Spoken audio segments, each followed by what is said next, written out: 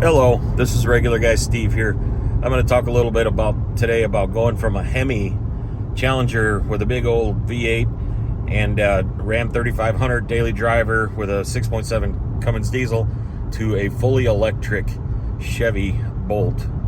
Sounds like a strange thing that I'm going through, but I'll explain my reasonings why, and it should be interesting. So basically, I had a daily driver. It was a 2016 Ram 3500, big diesel, beautiful truck. It was a single rear wheel. It wasn't a dually, and I had it for 6-7 years. It's been a great truck, and it was my daily driver. Right now, it's going on 175,000 miles, so it's about ready to put it out to retirement.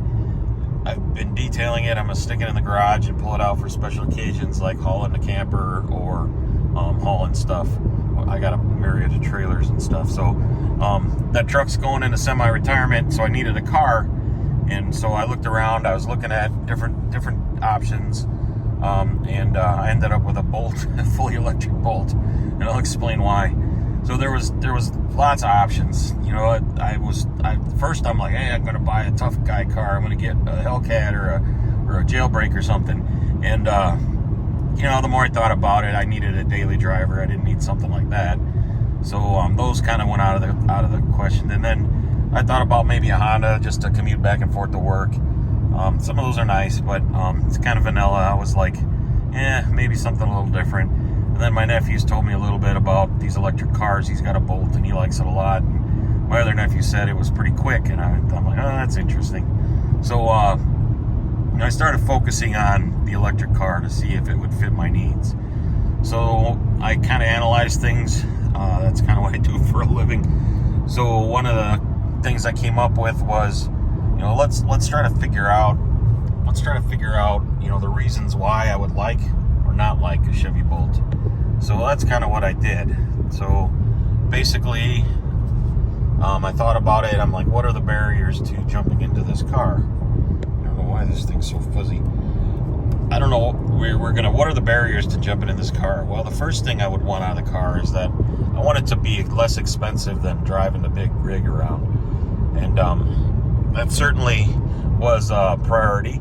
And the second thing I thought about is I want to make sure that it's fun to drive, that I'm not driving a turd, a Chevy Pinto or a Ford Pinto or something. I want to make sure that it's got some oomph. And then the last thing I wanted to make sure was I wanted to make sure that it didn't give me a headache. So, everybody's, I just had some range anxiety and charge anxiety. I was very ignorant about the whole car and electric car as a whole. So I wanted to make sure that I understood what I was getting into if I did that. And all I want to do is just get in my car, do what I got to do, and then come home and not worry about running out of juice or anything like that. So I wanted to make sure those 3 boxes were checked. The 4th box, it wasn't really a big thing in my world. It's like the environment. That isn't why I did this car. I'm a Native American, of course, so I'm concerned with the environment, but that wasn't the top reason that I bought this car. I'm not a tree-hugging, man-bun-wearing environmentalist. I'm just a regular guy. So when I thought about it, it was important to me that those 3 things were going to meet my expectations that I explained. And then as far as the environment, I don't know. Honestly, there's all kinds of anti-EV stuff that says that they're terrible for the environment. Then there's EV stuff that says they're good for the environment. So I didn't really do a lot of research into that. So basically, but common sense tells me putting a 5th wheel on my Ram 3500, driving to Florida, lighting a oil field on fire, going 75 miles an hour, I'm sure this thing is less hurtful to the environment than that. So that's kind of what I was thinking. It's probably better than not, but that wasn't my main driver. So those 3 things are what I was concerned about, and that's what I'm going to go over. So the first thing, does it save me money? It definitely saves me money. I looked at my credit card receipts, and the last month I had driving the Ram 3500, I was able to add up my credit card receipts for 30 days or whatever, and it was over $700 in diesel alone, because I always go to the same gas station, and I only drove my car that month. So I almost shit my pants. I can't believe I spent that much. I never really thought about it. So when I think when I sat down and figured out the math on what this thing would cost me, I figured between $100 to $150 a month in electricity. So $700 to $150, I think that I'm better off. Ram only got like 16 miles of the gallon, and diesel at the time when that was going on was over $6. So it was an expensive thing to do. So obviously the fuel cost is a lot cheaper.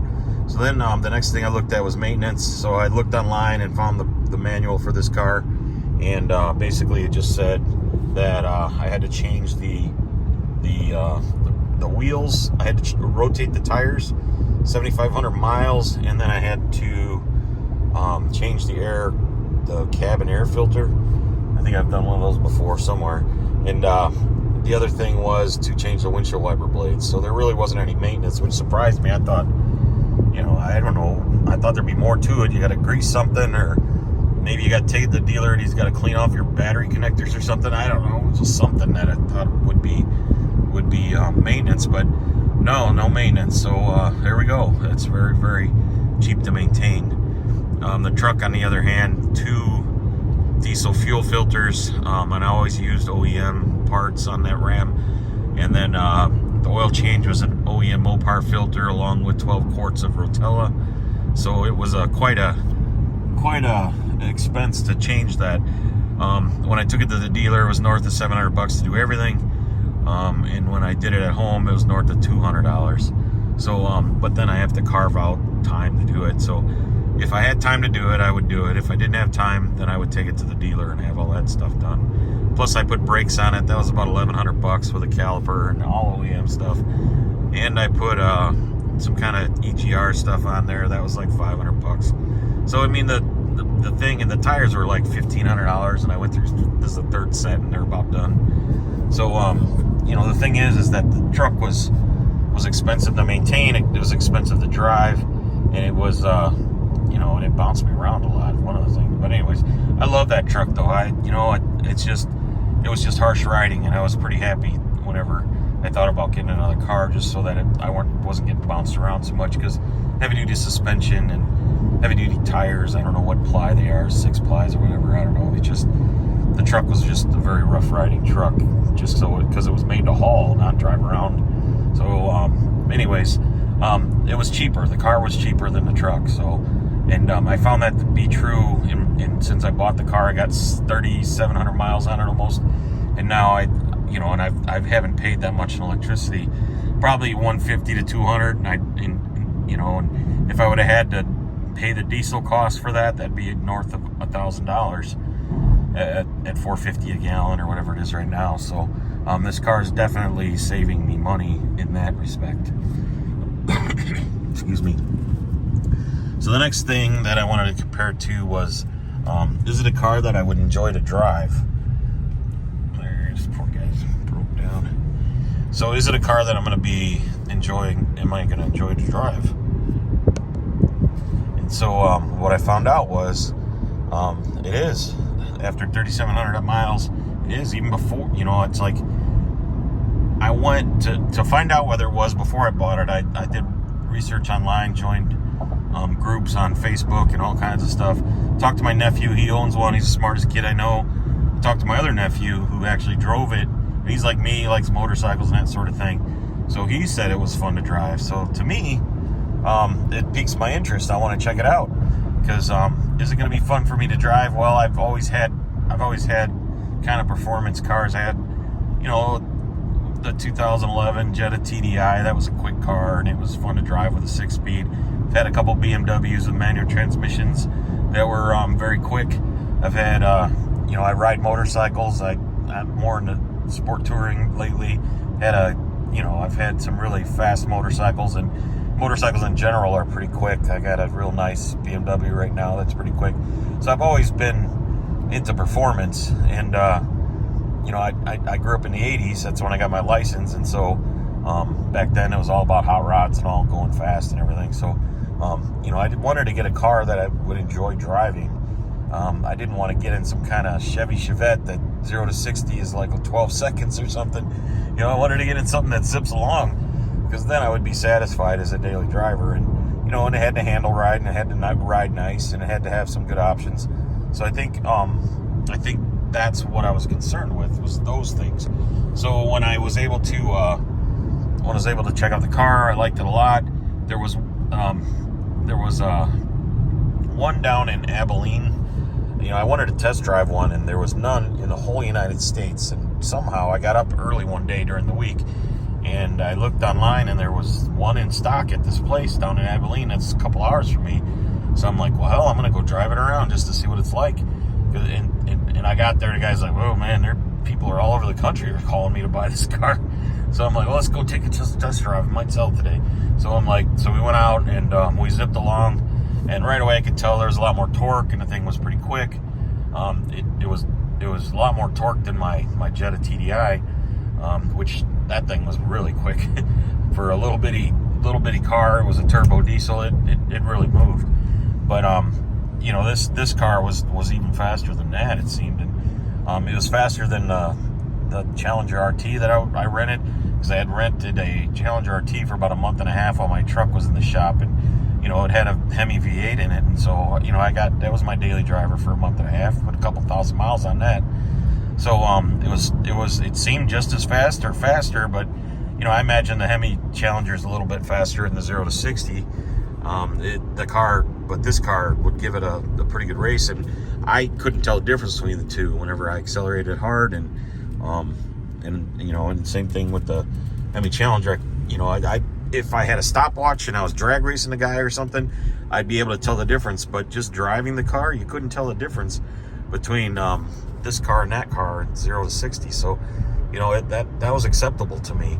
And driving this car in Texas, if you're familiar with Texas, they have these one-way roads on each side of the interstates.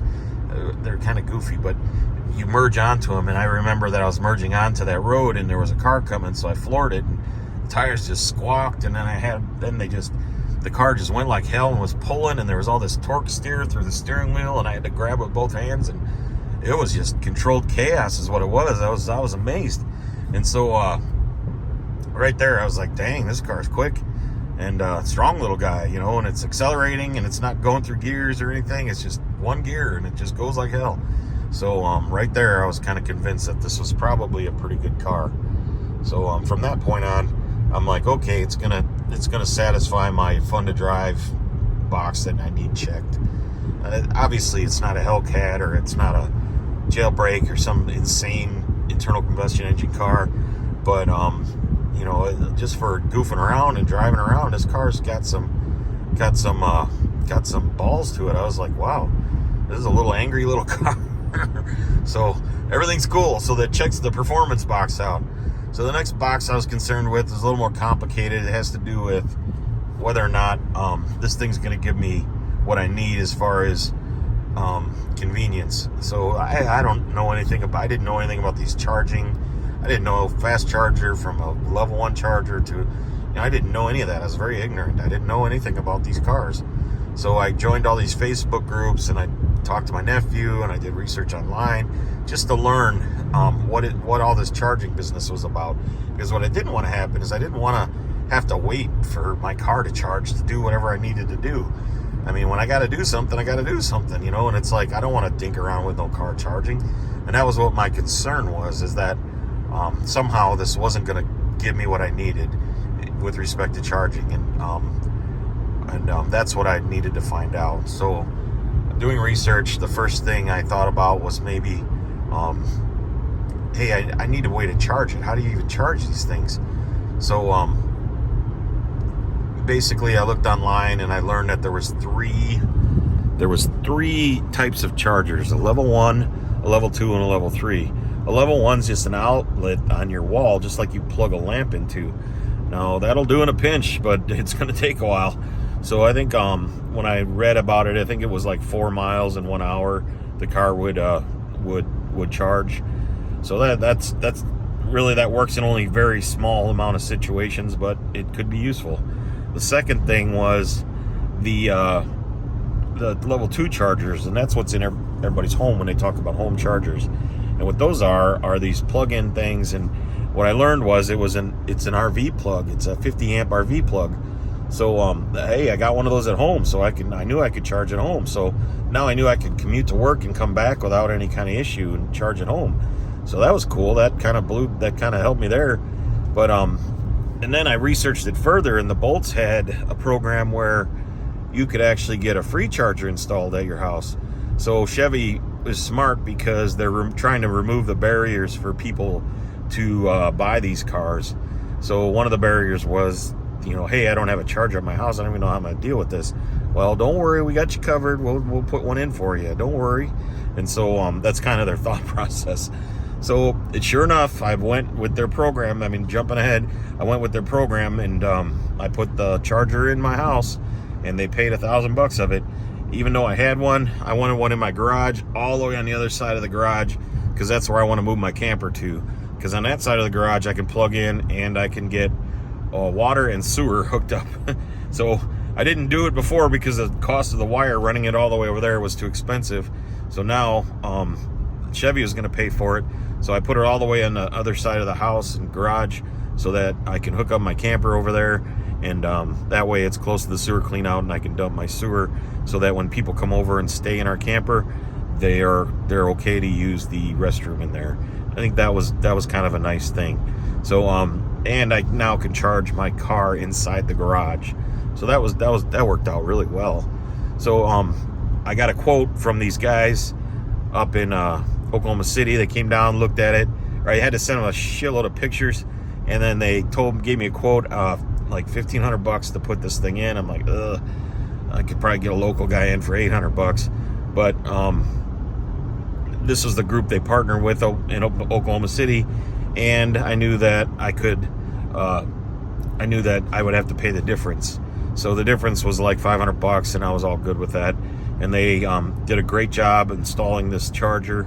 The wire went from the service panel in my attached garage, totally on the opposite side of my house, and then it went up into the attic, across the garage, across the house, and then the house is connected to my big garage with a kind of like a roof thing, and it's actually an attic that like I can walk from my big garage in the attic all the way to my little garage all the way across. So there's like a bridge looking breezeway carport looking thing that the wire had to go through, and it's 2 car widths wide at least, and then all the way across my garage and then down to the corner. And that was a run that probably was somewhere in the neighborhood of either 125 or 150, because they used the entire spool of wire that they had gotten, and it was 8 gauge 3 wire, so that's some pretty serious stuff. So that 50 amp is 2 spots in your breaker, and it's 8 gauge 3 wire, and it's a camper. It's an RV plug. So in theory, you can go to any RV park and plug in and charge your car. So that's what happens. And so now I could charge it at home, which was pretty cool, and I didn't have to pay too much for the new charging wire that they put in. So now that's solved. So then I said, well, what about other than just driving back and forth to work? What if I wanted to go further? So then I sat around and thought about it. And what I did was, I looked at Google Maps, and then I looked 100 miles around. So I think of, this is my house right here on the map, in a 100-mile radius all around there. So a circle all the way around 100 miles out from my house is where I could go and then come back, and I don't have to fuss with chargers and charging outside the house. So, how often do I ever go outside that circle? When I think about it, I don't ever go out of that circle. Only very few instances. So 98% of my driving is within that circle. So that means that I don't have to charge outside my house. For example, in the morning I get up, I unplug my car, I drive to work, and then I park, and then I work, and then I get back in my car again, I drive home, and then either I'll put it in the garage and plug it in, or I'll leave it in the driveway in case I got to run more errands that night. So, or in the breezeway. So that's kind of interesting. So now 98% of the time I don't have to think about it. It's even better than having a gas car, because I don't have to go to the friggin' gas station. So 98% of the time, I just get in my car, go where I got to do, and then come back home and plug it in. And I don't even think about it. And it's not an inconvenience, and you don't have to think about gas. You don't have to think about anything. You just do your business. I have 3,700 miles in the car. I haven't been to a single gas station, not even to put gas in my diesel truck, because I barely drove it. I drive it like maybe once every other week just to make sure that the thing gets some use. So 98% of the time I'm within that 100-mile radius, because the car has a 238-mile range. So 200 miles, they're out 100 miles and out back 100 miles. I don't have to worry about anything, and I don't even think about it.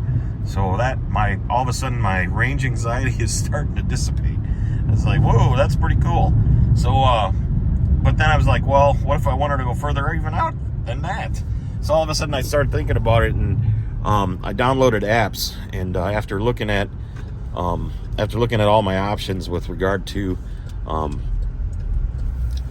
the boards and everything, I pretty much came up with this app that everybody's on, and Charge Point or something like that. And there's also range or route planners and things like that. So basically what happens is you put in where you're at, how much your car has, how much charge your car has, and then what car it is, so because then it knows the range. And then you go and you say, okay, I'm going to go from my house to this place, and I might go over here and then back to my house. So it'll tell you the route, the GPS route that you probably should go, and then it'll tell you all the chargers along the way, and then how long you're going to be stopped at each charger, because it knows the speed, and then oftentimes it knows how much it's going to cost, and then that's it. So then you just follow this plan, and then you make it home, and you don't have to worry about it. So I didn't do that for a while, but then one day I had to go up for work to Oklahoma City. So left from work, went to Oklahoma City, stayed overnight, came home. I stopped where it told me to charge. It was in the middle of the tollway, one of those restaurants. I'd stayed overnight, and I got up in the hotel and I left, and then I didn't eat or anything like that. I just left. But then I drove, and I found that toll plaza, or that rest area in the middle of the tollway. It had McDonald's, and it had a store, it had gas pumps, had electric chargers, had air for the tires, had everything you need. So basically it told me to stop there and charge for, I think it was 15 minutes.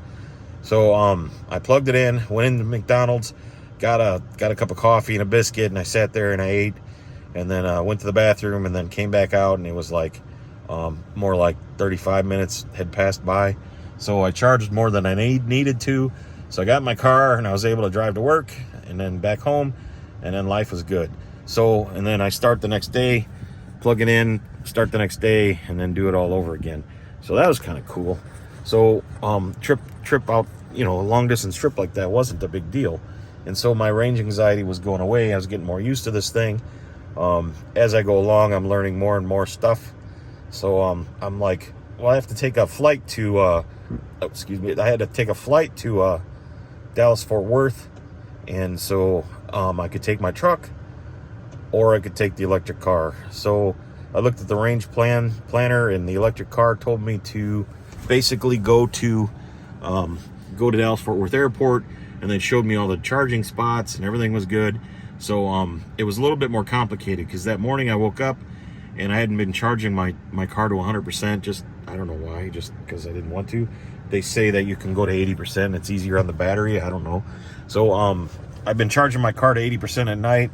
Got up in the morning, drove to work, came back home, which is the opposite way to Dallas Fort Worth.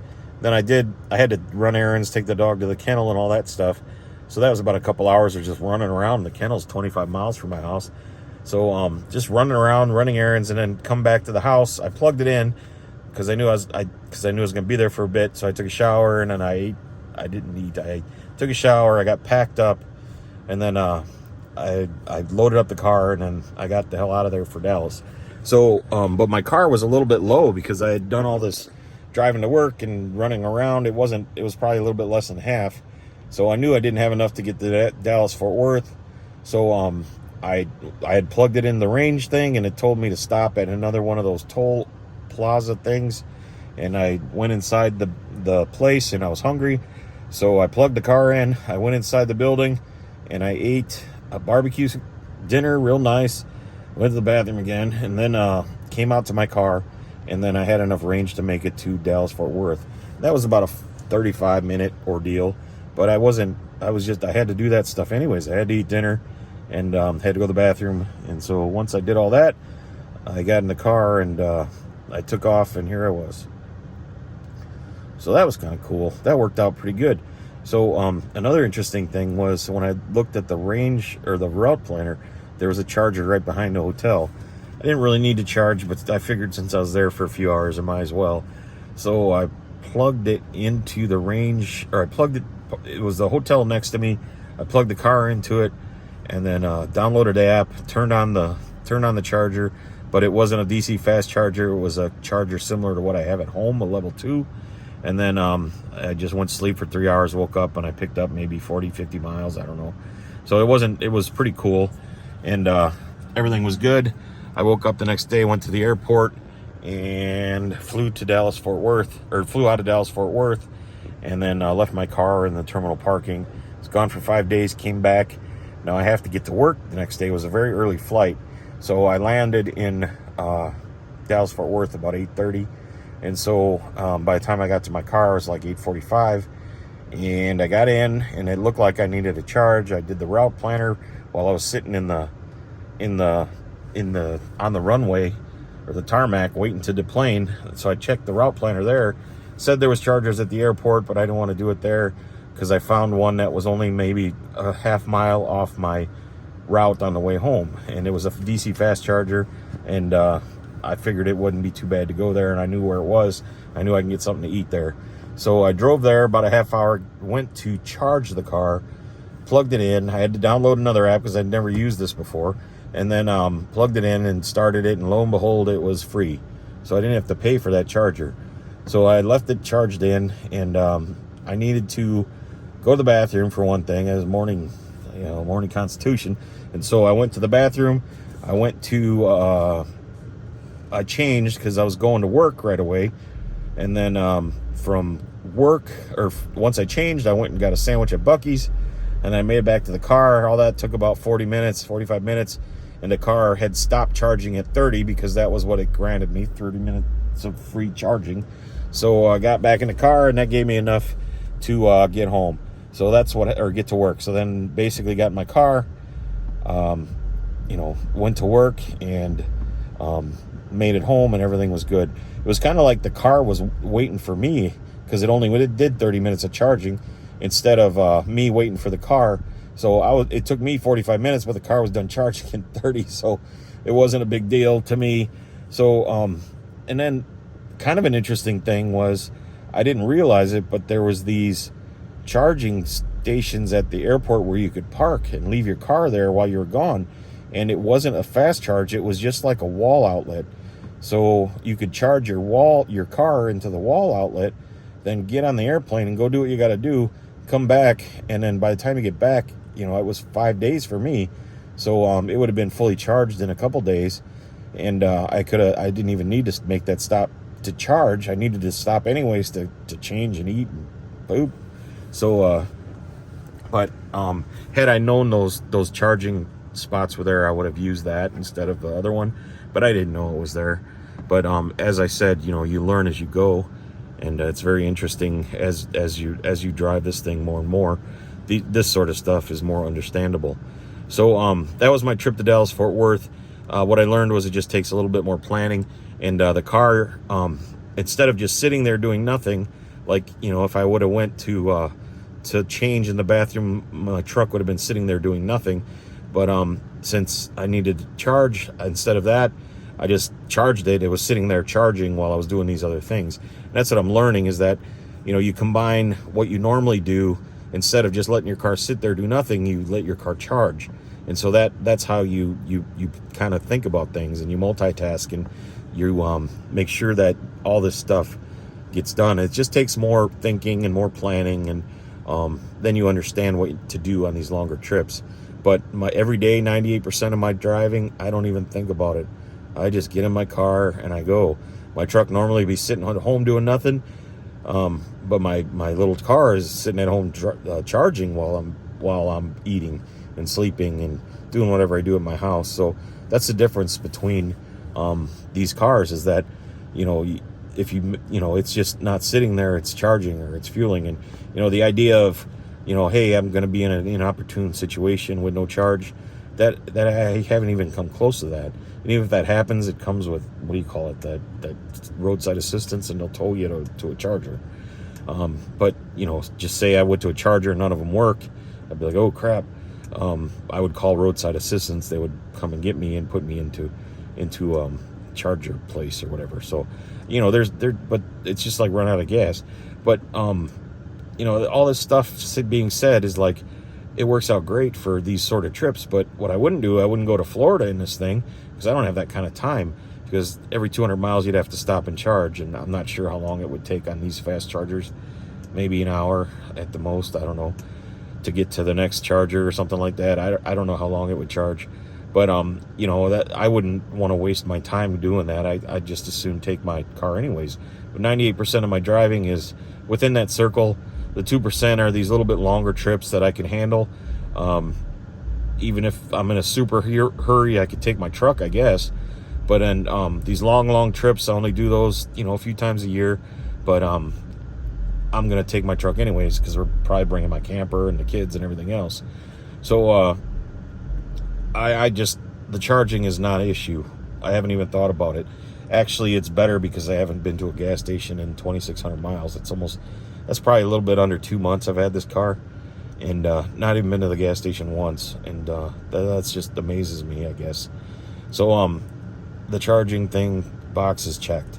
So my 3 boxes were checked, and I researched this all before I even bought the car, and I kind of knew what I was getting into. And then so I jumped in. I didn't buy a Tesla, even though I was thinking about it, but I wanted a fully loaded car, and the fully loaded Teslas were a lot of money. And I'm thinking that technology is going to move, like the rate of charging is going to quicken, and I didn't want to jump neck deep into a car when the technology is still moving. I mean, they're not there yet, but this car was relatively inexpensive. Right now they're offering these large incentives to buy them. Chevy was knocking $6,000 off when I bought them. Now there's some kind of government tax credit for $7,000, so you can get in one of these Bolts EUVs for low to mid 20s, probably base. And then the loaded ones like this are probably low to mid 30s, with the Super Cruise, which is an amazing thing, and a sunroof. So the car doesn't look that bad. I always buy black cars, so it looks pretty cool. Everything makes sense in this car. And again, this is just my observation on all this stuff. This is what worked for me, and I did a lot of thinking before I actually pulled the trigger on this car. When I bought it, it was coming in it was in transit is what it's called. I don't know what that means, but it wasn't at the dealer yet. I found it online. I went to the dealer by my house, and they said, yep, it's on its way. Give us money and we'll hold it for you. So I put a deposit down. 6 weeks later, I got the car. I didn't pay over MSRP. There's a lot of that going on right now. I had a really good dealer, and I bought the wheel protection package because my wife has a habit of rashing up the tires, or the black rims. She's doing that on her 2022 Pilot already. She just likes to run in the curbs, I guess. So they'll fix that. And then she drove this car with 200 miles on it, and she flattened the tire and ruined it. So they replaced the Eco tire, and that was a couple $100, I think. So the thing's already paying for itself. So the car's been great. Would I do it again? Certainly, I would do it again. I still have my Ram if I ever get the sad feeling I'm not driving a big car, and it zips along. So I got no problem. So save me money. It's enjoyable to drive, and the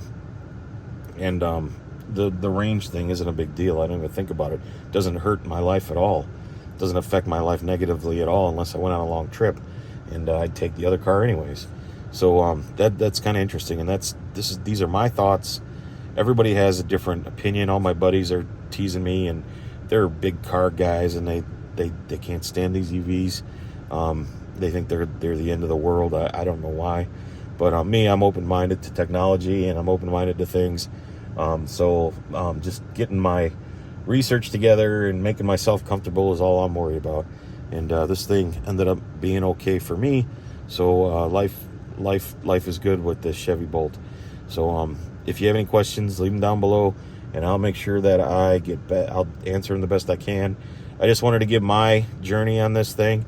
I'm probably not like a lot of people that buy these cars, but maybe I am, who knows. But if somebody's in my position and they know nothing about this and they think they might want to do it, I hope I've helped you. And if you think these things suck and you know, they're the end of the world, well, just give me the finger below, and that's cool too. I respect everybody's opinion. But anyways, regular guy Steve says, thank you very much for listening to my rambling, and I hope to do another video somewhere down the road just updating on this car. And if I have any really major issues, I'll post on here. But otherwise, take care and have a great year.